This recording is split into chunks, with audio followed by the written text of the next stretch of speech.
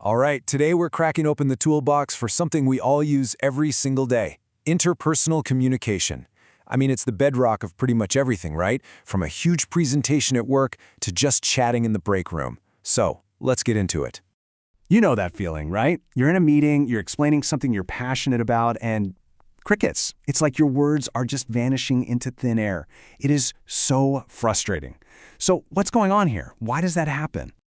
Well, it turns out real communication is so much more than just the words we say. It's a skill, a craft. And I love this idea of thinking of it like a toolkit.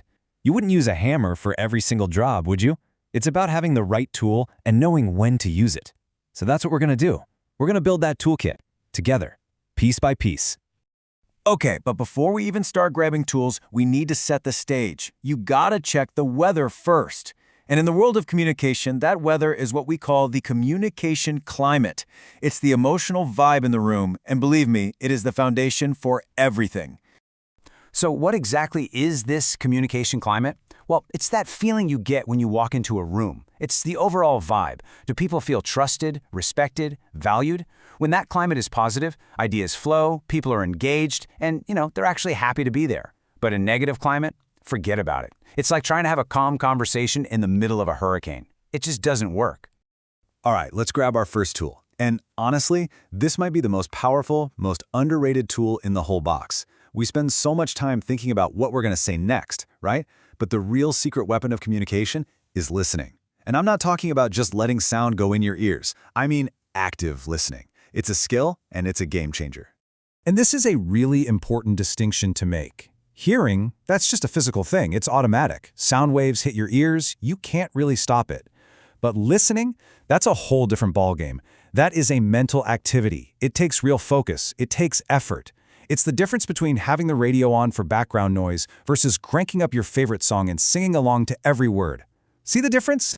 So because listening is an actual skill, it's not just magic, it follows a process. Think of it like a mental journey that takes you from just hearing a noise to actually understanding it.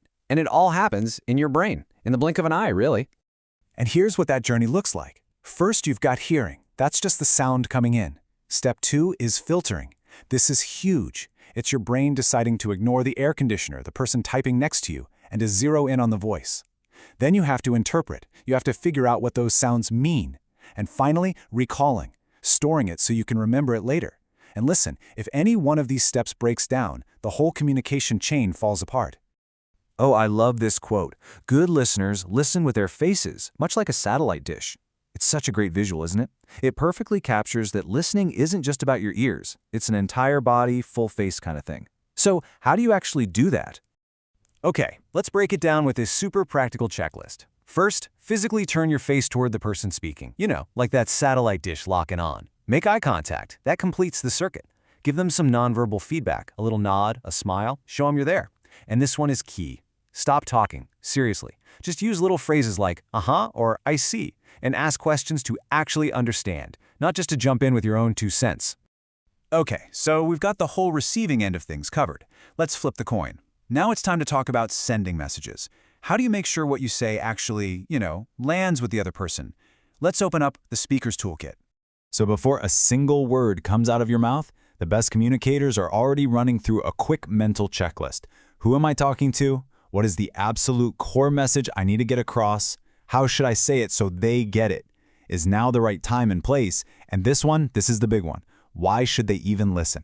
If you can answer these, you're not just talking, you're communicating.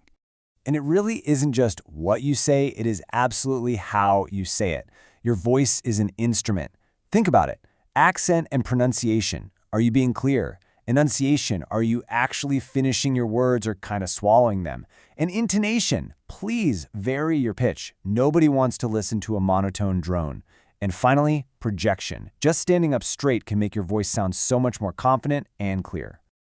All right, we're heading into the final section of our toolkit, and this is where things get really interesting, because we're talking about the invisible stuff, the powerful, unspoken forces of attitude and body language.